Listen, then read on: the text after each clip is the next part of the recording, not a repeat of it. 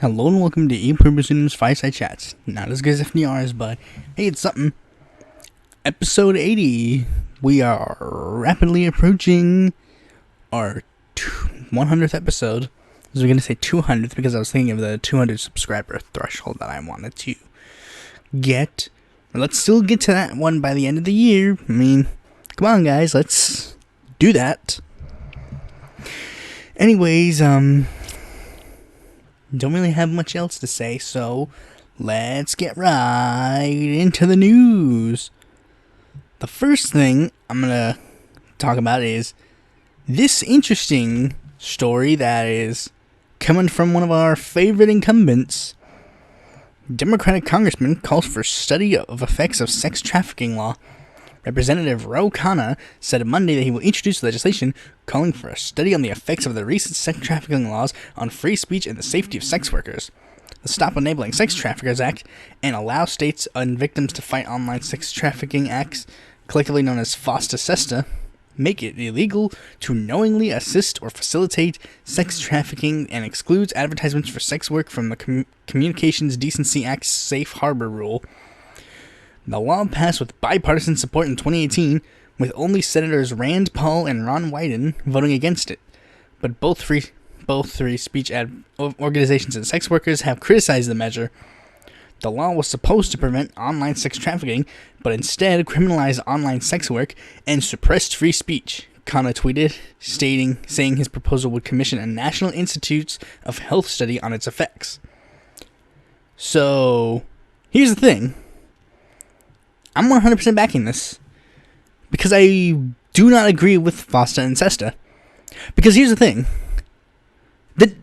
and there's a reason why those things got passed with bipartisan support from progressives and Republicans and corporate Democrats and etc.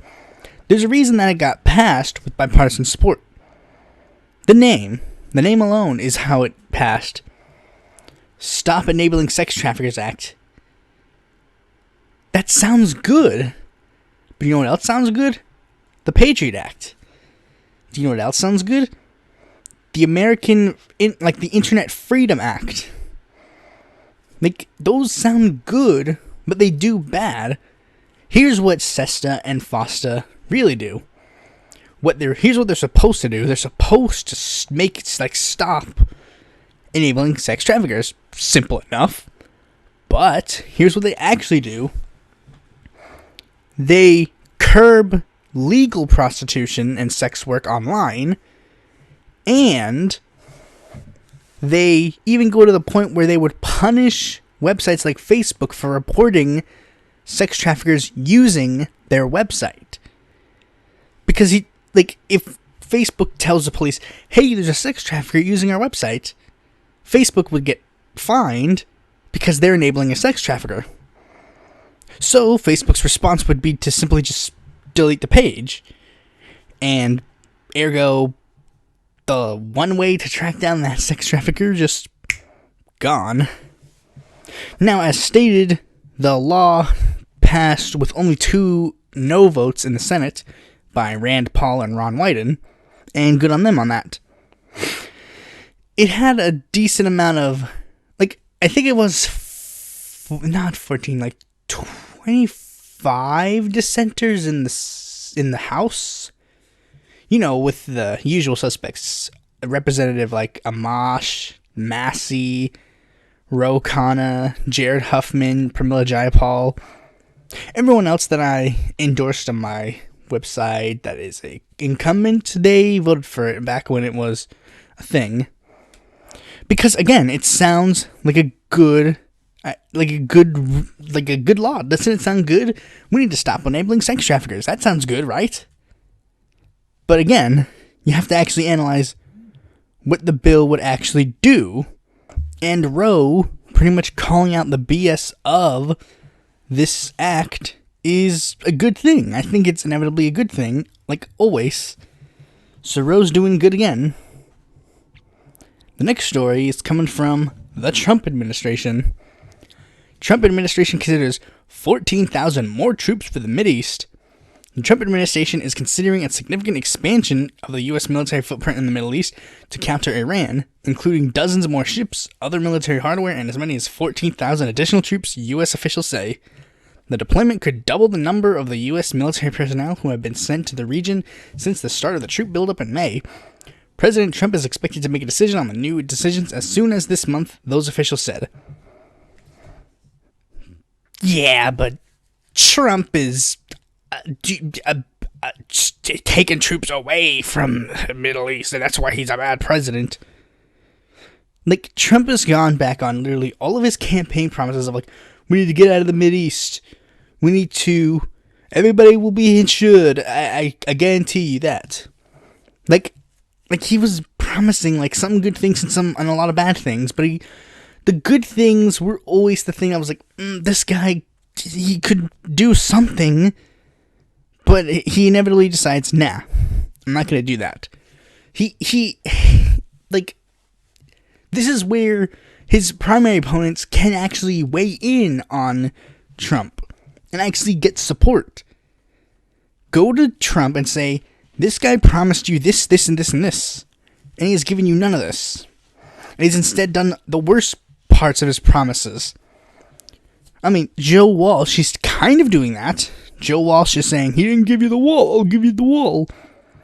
But Bill Weld should be running on this non-interventionism.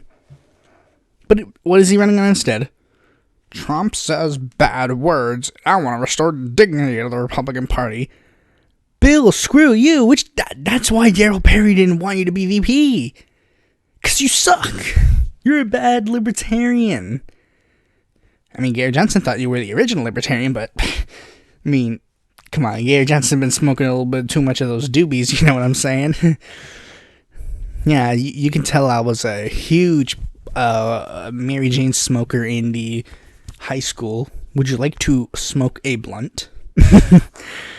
But yeah, Trump just going in and sending more troops to the MidEast is bad because, like, a lot of things with our interventionist foreign policy, it's stupid. Nobody wants it. Nobody cares.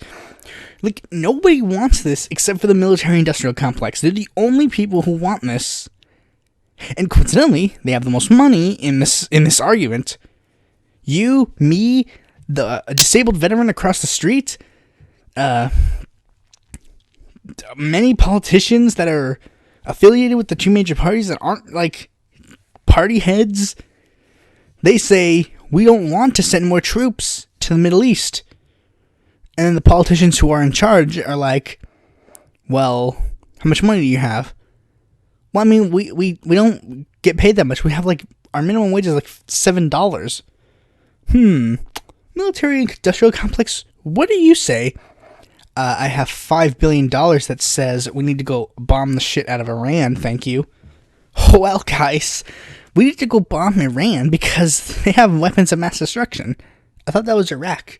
No, that's a secret. Iraq and Iran are the same thing. I mean, all that's replaced is one letter. It's like a secret identity. Like, seriously, nobody wants to go to war with Iran. Nobody wants to go to war with North Korea. Nobody wants to go to war with Syria. Nobody wants to go to war with Iraq. No one wants to go to war with Venezuela. No one wants to go to war with Mexico. Like, everybody who thinks that we want to go to war is stupid. Anti-interventionism is popular. The good majority of America is non-interventionist. And the thing is, many of the most popular politicians were non-interventionists. Like, George Washington, I think, was a non-interventionist, if I remember correctly. The La Follettes were huge non-interventionists, and they were, like, immensely popular.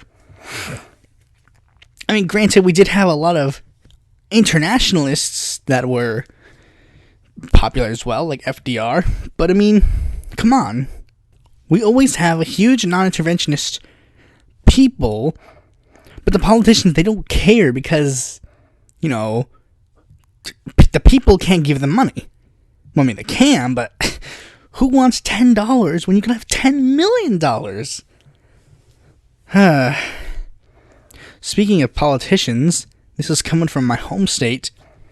North Carolina congressman won't seek re-election after redistricting. Representative George Holding announced on Friday that he will not seek re-election in 2020 after a court-ordered redistricting in North Carolina threw his political future into uncertainty. It has also been gratifying to work for the ideals and values that I, like many other Americans, believe in, and so it is with regret that I announced that I will not be a candidate for Congress in this election. Holding, who sits on the powerful House Ways and Means Committee, said in a statement, "I should add, candidly, that yes, the newly redrawn congressional district were part of the reason I have decided not to seek re-election, but in addition, this is also a good time for me to step back and reflect on all that I have learned." So hold on.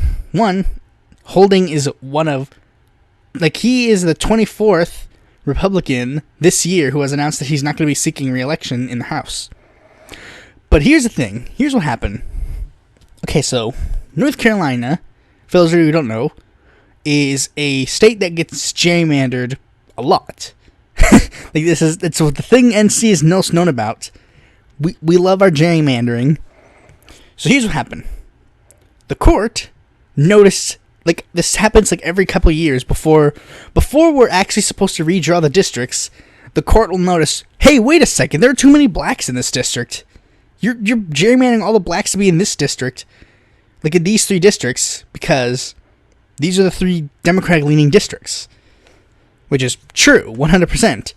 They always gerrymander three districts to be, majority black or majority Democrat, so that, they pretty much gerrymander all the Democrats into a certain amount of districts so that the Democrats can have, a small amount compared to the Republicans, who otherwise would lose. It's happened many times before, and it'll happen over and over again. I remember, they were okay, so there was David Price, there was Chicky Butterfield, Brad Miller, and Mel Watt. So there was 4 originally that were Democrat. Now it's 3. Okay, so anyways, they redistricted the maps again to make it more fair. And due to this, District 6 and District 2 are now heavily more Democratic and are expected to flip in the next election. The DCC has been targeting District 2 for a while now, but they're now getting confirmation hey, this could actually work this time. And as such, District 6 now has Kathy Minning, who ran for District 13 in the last election, but has now been districted to be in District 6, so she will be running in District 6 in the next election. And in District 2, there's now Deborah Ross, who ran for Senate in 2016, she's now going to run in District 2, because, if it's more likely blue, she could win.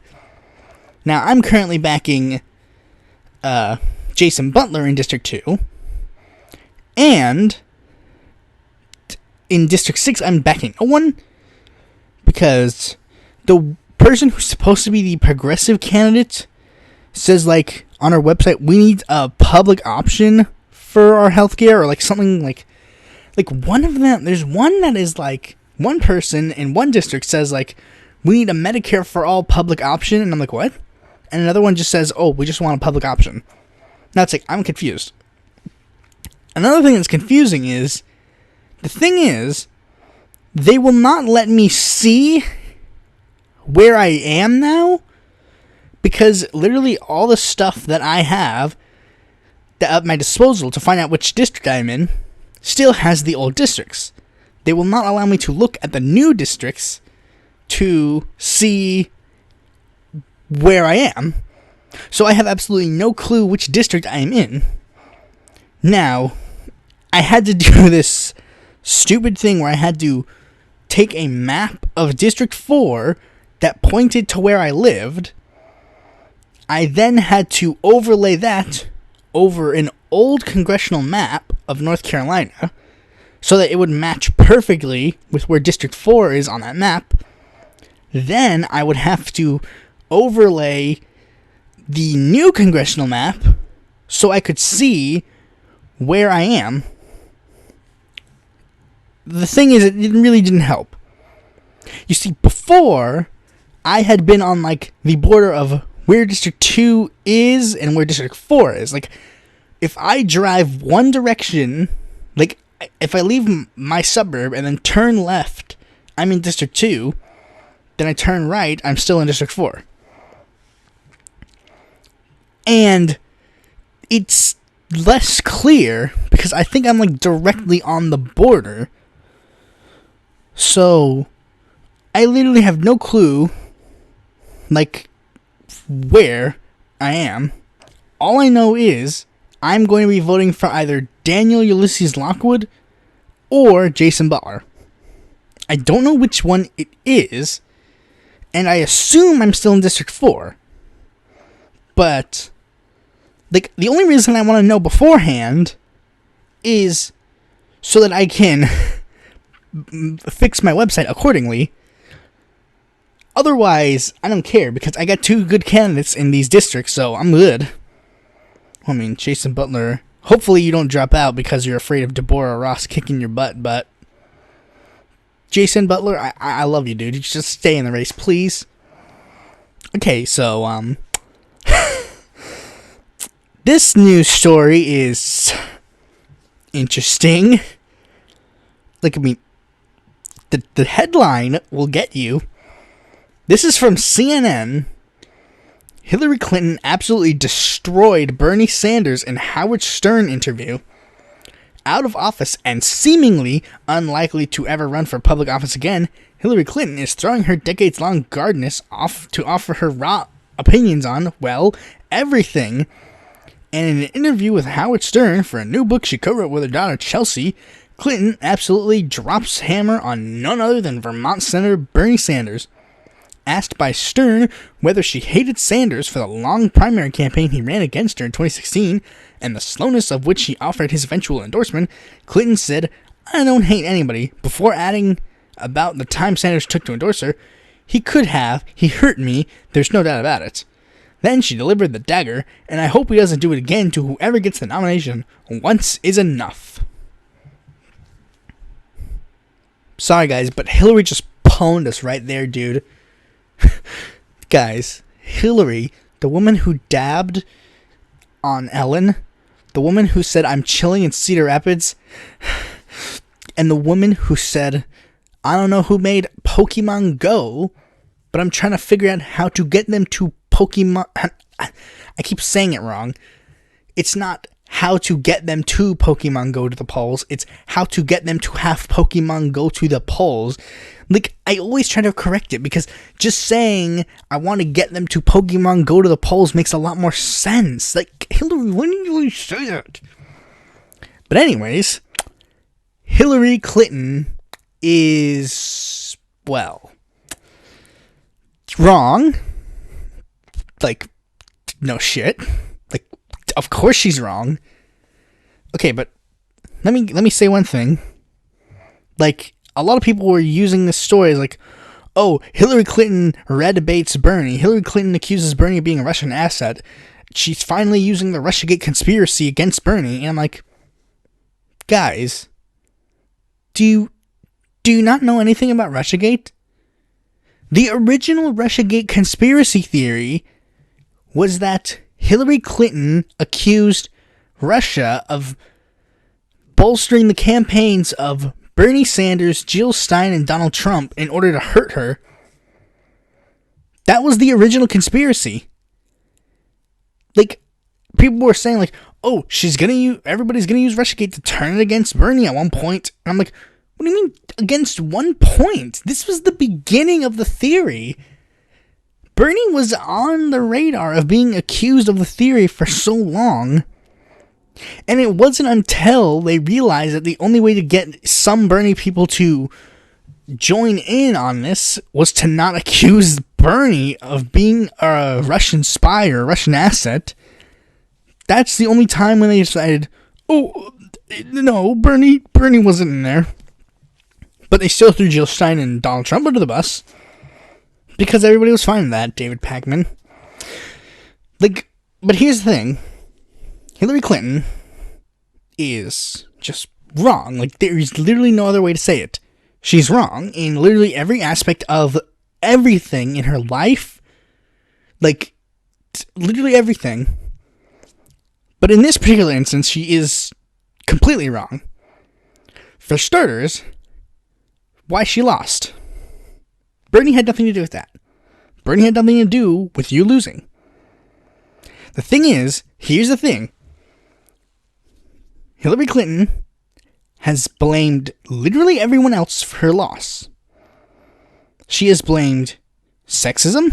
She has blamed Russia. She has blamed Jill Stein. She has blamed Bernie Sanders. She has blamed Gary Johnson. She has blamed James Comey. She has blamed literally everybody for her loss, except for herself. When it is Hillary's own goddamn fault that she lost. Hillary didn't go to the Rust Belt and campaign for the right reasons. Let me explain. For those who do not know, for those who don't have any brain cells, let me explain what happened. This is the one issue that decided the election. Trade. Trade is the one thing that decided the presidential election. How do I know this? Very simple. Let me explain it like this. Because this is what happened. Hillary was pro-TPP. Pro-Trans-Pacific Partnership. Which was NAFTA on steroids. Bernie Sanders and Donald Trump were against TPP. Or at the very least campaigned against TPP. Trump was saying, like, this is the worst trade deal of the history of trade deals. Like, and Bernie was actively saying, like, this is a bad trade deal. It'll ship your jobs over to China. Which it would. It would take, like, as soon as you open free trade with China, like, half of the stuff we make now is already from China. You think if you loosen the trade deals we have with them, like, we loosen our trade, like, how we trade with them, we have a less protectionist trade policy with them, you think it's going to make it so that jobs stay in the U.S.? Of course not. Literally all the factories that we even have are gone. And that's the thing. Hillary went to the Rust Belt and told them, I'm pro-TPP during the primary. And the Rust Belt responded with, no, fuck you. And then they went to the guy who was saying that TPP would screw them over. Because it would. And that was Bernie. And Wisconsin, Michigan, and I think, not Ohio. I think Ohio and Pennsylvania were like two ones that were like close. Like I remember they are close races, but Hillary just barely edged out, like point something percent she edged out. So, like, they went to the Rust Belt, and that was how they campaigned. And come the general election, Hillary Clinton now says, oh, I'm against TPP now. That's good. Now you just gotta go back to the Rust Belt where you were before, so you can tell them that you're against TPP now, and she didn't. She didn't go to the Rust Belt. But who went there in the general election? Bernie, campaigning on her behalf, and Trump. And when Trump would campaign in the Rust Belt, he would hammer in, TPP will screw you over. TPP will screw you over. TPP will screw you over. And Bernie, he would make similar points when he would go there. But the thing is, you send someone to campaign on your behalf, nobody cares. But, like, do you honestly give a shit if Bernie sends an advisor to go campaign for him? No one cares. They want the man himself. Like, I mean, he would rile up a crowd. People would like him. But he wasn't on the ticket at all. He didn't campaign on the ticket at all. If he were VP, then things would have probably been a little different. But no. Like, you don't even extend an olive branch to someone who is similar to Bernie, like a Warren or a Sherrod Brown. But, like, you just decide, nah, they're gonna vote for me anyway, so why bother? That was her thinking. She was like, oh, the Rust Belt will vote for me because they've been voting Democratic for a while now, so why bother? Neglecting the fact that they were still swing states, and despite the fact they haven't swung red in a while, they swang red that election, and she just decided, nah, not gonna do that. Not gonna care about that. Like, I mean, it's even gotten to the point where they have considered Ohio since Ohio's been red for a while now, they've considered Ohio like, oh, we can't win there anymore. But it's like, come on, trade. That's the one thing you have to do. Okay, so that is why she lost. How does that relate to Bernie? Very simple, it doesn't. Like, Bernie endorsing her late. Oh, late! Hillary, Bernie endorsed you 2 weeks before the convention. Some people have been saying, like, well, it's too late. What do you mean it's too late? That's before the votes have been counted. What do you mean that's too late? No, too late would have been Bernie Sanders endorsing her the day after the election. It's not too late. Too late would be that. He endorsed her.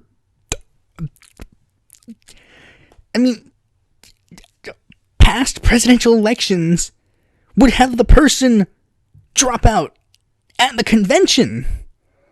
Bernie dropped out before the convention. Well, I mean, he didn't drop out, but he endorsed her. He gave her his support before the convention. Jesse Jackson didn't give his support till the convention. Kucinich dropped out like day one of the convention. Like, Ron Paul didn't drop out at all. And you're complaining like, oh, he endorsed her 2 weeks before the election. Why didn't he endorse her when she became the presumptive nominee? Very simple. The same reason why they don't do that immediately. Like, the day Obama became the presumptive nominee, Hillary Clinton didn't endorse him. She met with him first. And then she got a cabinet position. Bernie went to Hillary and told her, hey, you're going to need to do something for me to endorse you. And she's like, okay, fine. What do you want? And he's like, and she expecting him to say like, oh, I want a cabinet position. But he says, no, free college. You're going to have to pass my free college bill. I mean, I highly suspect that he was, during that time period, he was trying to be like, hey, Medicare for all. She's like, no. And then when it got to free college, that was around the time when she was like, okay, fine. I guess since you're just not going to give me your undying support, fine, I will give you the free college. And then he endorsed her. Went on a tour. He campaigned for her.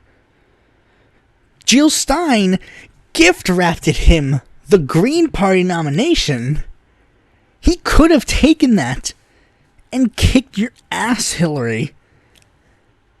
But he didn't. He instead gave his support to you and didn't once bitch and moan about the DNC 100% rigging the election. Like, they rigged the election for you, and he has not even complained about the rigging. He just says, well, I mean, the DNC may have had a little bit of favoritism to Hillary. I mean, you don't understand, Hillary. This guy has done a lot for you. And this is why I want to get to Bernie and just be like, dude, like, fuck them. Just fuck the DNC. They will hate you no matter what you do. So at this point, just go all out. Like, that's what I would be like if I was in Bernie's position. They hate me if I do what they tell me to do. They hate me if I do the exact opposite of what they do. So why not do the exact opposite of what they do? Why not go ahead and run a third-party ticket? Why not? You're going to hate me anyway, so why bother? Next story is 3 presidential candidates dropped out of the DNC election. They dropped out of the Democratic presidential primaries in the first 3 days of December. On December 1st, Joe Sestak dropped out. Now, Joe Sestak, I'm not entirely too keen on Joe Sestak. He's not like the best person ever. I'll be fair. The more I learned about Joe Sestak, the more I actually started to kind of like him. Like, I mean, like I'm just going to tell you something point blank about Joe Sestak. Like, when he first went into politics, he was told by the Democratic Party, you're going to have to get support from the DCCC. He said, what? Why do I need to get support from the Delaware Community College? And they're like, no. We mean the Democratic Congressional Campaign Committee. And he said, okay. So then he went to them, and they said, no, we're not going to support your candidacy for Congress. And he ran anyways, without their support, and he won. And then came the 2010 Pennsylvania Senate race, and the Republican senator in Pennsylvania, Arlen Specter, he was going to lose because in the Republican primary, he had a huge conservative opponent named Pat Toomey, who was the current senator. Pat Toomey was going to 100% kick his ass. So then he was like, what do I do? And Joe Biden was like, buddy, we have a third way for you. So then Arlen Specter ran as a Democrat, and Joe Sestak was like, no, we're not having this. So then he decided to run against Arlen Specter, because he was like, we can't just let a Republican enter the Democratic Party just for fun. This is our party, the party of the people. And the DCCC, DSCC, Obama, Biden, everybody was trying to get Sestak to drop out. I'm like, no, dude, seriously, this is the only way we can keep this seat. This is the only way we can keep our seat. This is the only way we can keep our seat, dude. Please drop out. We'll give you a cabinet position. We'll give you whatever you want. Just please do not continue this race. Sestak wiped the floor with Specter and lost to Toomey. He lost to Toomey, but he did lose with a bit of dignity. Like, he wasn't going to give the Republicans just basically be like Republican A or Republican B. He wasn't going to give them that. He was going to lose with dignity and honor. And I salute you, Sestak. I mean, to be fair, in 2016, when you tried to run for the Senate seat again, I would not have supported you. I would have supported Fetterman, but dude, you're all right.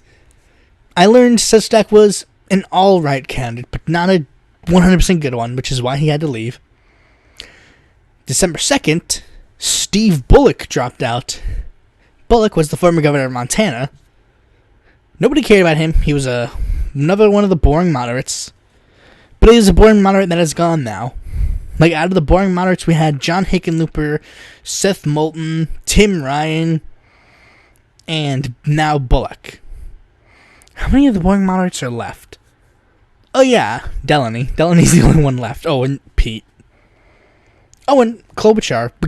We got the gender-swapped one. But the biggest one is the one that I actually have a news story for. Senator Kamala Harris drops out of 2020 presidential race. Senator Kamala Harris of California dropped out of the Democratic presidential race on Tuesday, ending a once promising campaign that began with an explosion of enthusiasm but fizzled quickly An aide told NBC News that the senator notified her staff Tuesday that she was dropping out, and the campaign emailed the news supporters shortly after. In the email, Harris said her campaign simply doesn't have the financial resources we need to continue. I am not a billionaire. I can't fund my own campaign, Harris continued. And as the campaign has gone on, it has become harder and harder to raise the money that we need to compete. In good faith, I can't tell you, my supporters and volunteers, that I have a path forward if I don't believe I do. This is both surprising and not. Okay, so let me explain. Kamala Harris, like everybody, when I first saw Kamala Harris in some of the debates, I thought she did decent. She did good. But as this campaign's been going on for years. But as the months went by, we kind of started seeing that Kamala Harris wasn't doing so hot. So it was inevitably time to realize that she wasn't really going so well. Secular Talk made a video about what was the big problem with Harris. But let me sum it up, basically. During the first debates, Harris was trying to be Bernie. She was trying to be like, oh, I support Medicare for all, or I support these big policy issues. And that did well. And then that led to her poll numbers go up and up and up. But then, when she got to the point where she was in the top 4, they were like, okay, Kamala, now it's time to be a serious candidate. Time to be serious. Which means Kamala Harris had to pull back on Medicare for all, like, waver on Medicare for all, like, no Medicare for all for me. She's like, when I say Medicare for all, it's more of a branch work or whatever. And that led to her poll numbers start to drop. And now you might say, well, that was the beginning of the drop. How did it go further? Very simple. She went full SJW. Because as soon as her poll numbers started dropping, her team was kind of like, okay, now we need to prove that we're even further to the left than Bernie and Warren. How do we do that? So they decided to go, I want to block Trump from Twitter. I want to ban him. Will you join me, Warren? No. And that's the nail in the coffin. Because as soon as she went like that, her campaign just was not even going to be taken seriously anymore. You're a person on a debate stage, and you're going to say, like, oh, the biggest issue in the American society is that Trump is still on Twitter. Like, seriously. Oh, and also many people are trying to say, like, oh, it's because she's a black lady, that's why she lost. And I'm like, no, it has nothing to do with that. If Nina Turner were running, she'd be in the top polling candidates, 100%. And of course, a lot of people are also trying to say, oh, it's because she is too far left. No. How do I know this? It's very simple. Look at Warren. When she fully supports Medicare for all, her poll numbers go up. When she starts wavering on that support, she goes down. And Bernie, his just keeps going up. The only times he doesn't go up is when Warren actually says, hey, I support Medicare for all. Then things start getting a little iffy. We'll get back to this in a little bit. First, we're going to do the smaller candidate of the day. The smaller candidate of the day is Sam Tittle. Sam Tittle is a, I guess, paleo-conservative activist who has run for president before. She's running on, like, the Constitution and, like, oh, I'm a legal immigrant family. We need to make things work. Her party? I'm not sure what her party is. I think she's supposed to be running for the Constitution Party candidate. So she's kind of going on a more paleo-conservative route. but I think she might be running just as an independent under the slogan "We the People." So yeah, that's pretty much all that there is for her, because her website actually doesn't really have that much platform. It's more just her like saying like, "Oh, I'm this." So anyways, now on to the main topic of this video. As I stated before, it's getting back to something we said previously. The Democrats are now starting to drop. That's a good thing. Our race is getting narrower and narrower. And I could actually start making like a top 10 top 10 most likely candidates to win video. With all these candidates dropping, we should start taking a look at the people who have not dropped yet. So, let's take a look. Because I'm going to be looking at the presidential candidates, and I'm going to decide who I think should drop out. Because here's the thing, there's a little difference than who I think should and probably will drop out, and who I want to drop out. Like, for example, I want Joe Biden to drop out, but I don't think that he will or should. I mean, not even should, but that's weird. The one thing that I will say 100% just as a kind of honorable mention is John Delaney. I 100% do not believe that John Delaney should drop out. Why? Let me explain.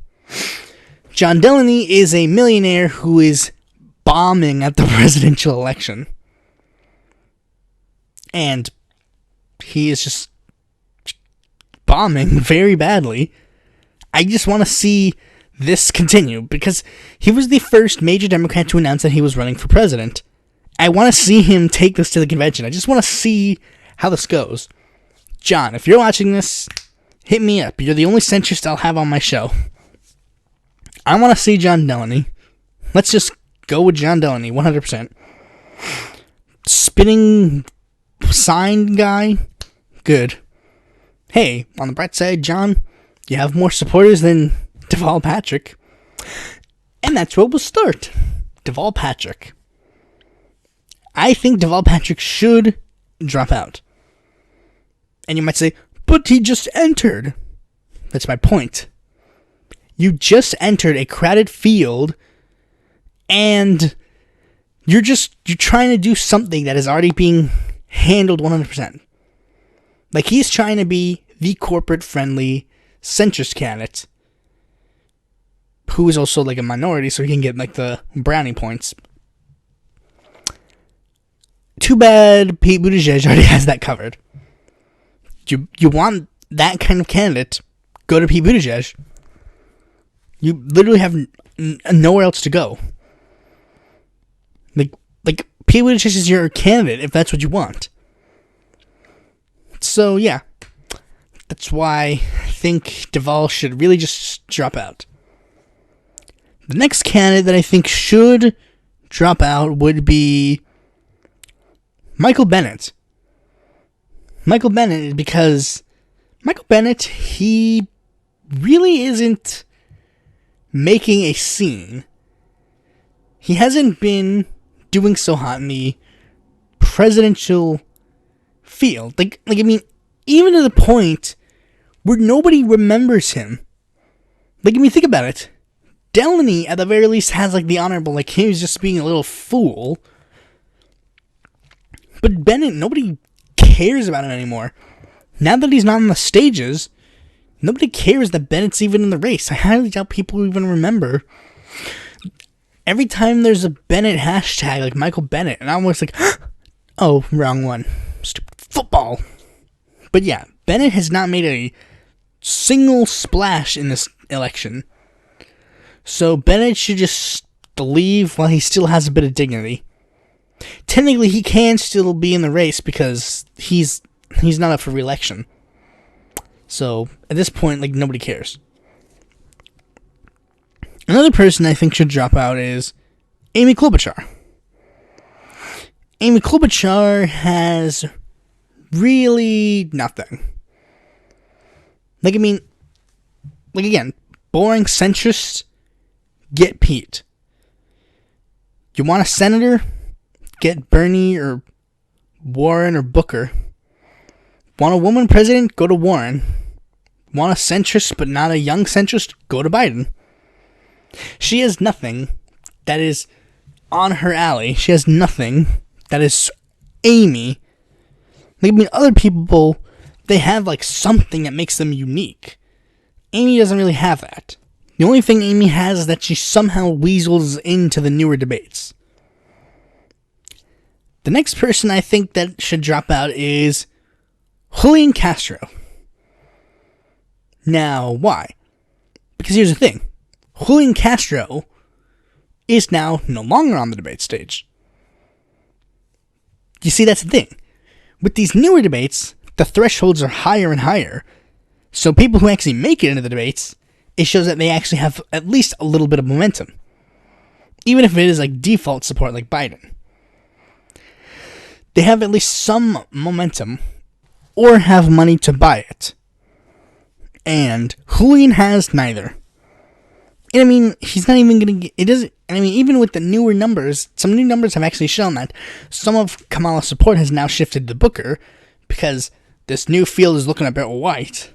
So Julian, at this point, he's not really going to be needed either. Another person I think that should drop out is Marianne Williamson. Now, I like Marianne Williamson, but at this point, she is not needed. She got into the first two debates kind of because of a bit of a fluke. Not even a fluke. Her and Andrew Yang were kind of like the experimental candidates. Like, oh, we'll give these guys a chance. Let's get these two to the debate stage. Let's see what they do. And the experiments went in different directions. Marianne wasn't able to get into future debates because she wasn't able to get to the polling threshold. Yang was able to take his momentum and push through the DNC trying to, like, suppress him. And Marianne wasn't able to do so. So at this point, since she hasn't been in a debate in a long time, maybe it's time for Marianne to put her orb away. A lot of people are also saying that Steyer should drop out because Bloomberg has entered the fray. And I'm kind of so-so on that. Like, I mean, yes, I want Steyer to drop out, but I mean, I'm not sure if he should. Steyer's been doing okay, I guess. I mean, I wouldn't say that he's doing great, but I mean, he's doing fine. But there's one more candidate that I do believe should drop out. And it is for their good and for mine. And it's a very controversial one, I'll say that. Tulsi Gabbard. Not before all you guys point your pitchforks at me. I'll be fair. I'll allow Tulsi to get into the next debate. But then after that, I think it's time for Tulsi to drop out. Because, why? I've said this before in a video all on its own. I made a whole podcast just talking about Tulsi dropping out. But here's the thing. Tulsi's presidential run will ultimately not be successful. We know this for a fact. Many people have worries that Tulsi will steal support from Bernie, even though some people make the argument that they are working together in some kind of way. But ultimately, I don't know. I don't know 100% if they will. If they are working together, that's cool, but let's just say, hypothetically, there is a contested convention. Can we 100% trust Tulsi to give her delegates to Bernie? I say, yeah, I think so. But the thing is, why go through all this trouble when she's giving her delegates away? Which is what some Tulsi supporters have been saying. They do not want Tulsi to give her delegates to Bernie. They don't want this presidential campaign to be for nothing. But unfortunately, that is the best case scenario for Tulsi. Give her support to Bernie. So if that's the case, why do all that when you could just support Bernie? Especially considering Bernie and Tulsi, they have very similar foreign policies. They have very similar issues all around, except Bernie is a lot more clear and is a lot more supportive of these good policies. He is 100% for Medicare for all, no ifs, ands, or buts, no single payer plus, Medicare for all. He is for the Green New Deal. Tulsi is for the Off Act, but if she's not introducing it in Congress, it is not important. He is pro-peace. Tulsi is also pro-peace, and they also have a little bit of a iffiness on drones, but otherwise, they are generally pro-peace and anti-intervention. So, why support this? Why support Tulsi Gabbard when you can support Bernie? And, you can support, many people say, oh, the reason why we should support Tulsi is because she'll pull more independents and pull more libertarians and pull more Republicans, blah, blah, blah, blah. Yeah, Bernie does that too. But Tulsi does it in a different way. I'm not denying that Tulsi can do it in a different way. She does have because she is from a conservative family. So she knows how to talk to conservatives. The thing is, Bernie can do it while still being 100% true to his principles. Tulsi has kind of been not wavering on her principles, but she's been wavering on some things. She used to say, I'm for Medicare for all, now she's saying single payer plus. She calls out literally all the candidates on the stage except for Joe Biden, who is the most flawed candidate on the stage, but she's like, no, give Joe Biden a chance, Joe Biden's cool. She takes too long to talk about certain foreign policy issues when she's supposed to be the foreign policy candidate. Now again, many people on my left side of the aisle have kind of completely turned their back on Tulsi. I don't say that. I do still like Tulsi. But the thing is, I think Tulsi would be better spent going back to Congress and making sure Kaikahele will not be Hawaii District 2's congressman. And I know exactly how to do this. Have Tulsi go on the next debate stage. If she's able to make it on the next debate stage, she can do it on the debate stage, drop out and endorse Bernie. Then they can go back to Hawaii and he can endorse her for a congressional run. That would be best case scenario. Bernie and Tulsi supporters unite once more. But I know it's probably not going to happen, but that's probably the best case scenario for Tulsi. And I might say, why didn't I put Mike Bloomberg in this? Mike Bloomberg is actually doing good. His poll numbers are now up high. He's been able to overtake Kamala. She's been able to take place where Kamala is. Now, of course, the polls are skewed, but, those numbers, plus his billions of dollars, are going to help him get decently far. So anyways, that's all I have to say. I think those guys should drop out. So that ultimately would leave a Democratic field of John Delaney, Andrew Yang, Pete Buttigieg, Cory Booker, Elizabeth Warren, Bernie Sanders, Joe Biden, Tom Steyer, and Michael Bloomberg.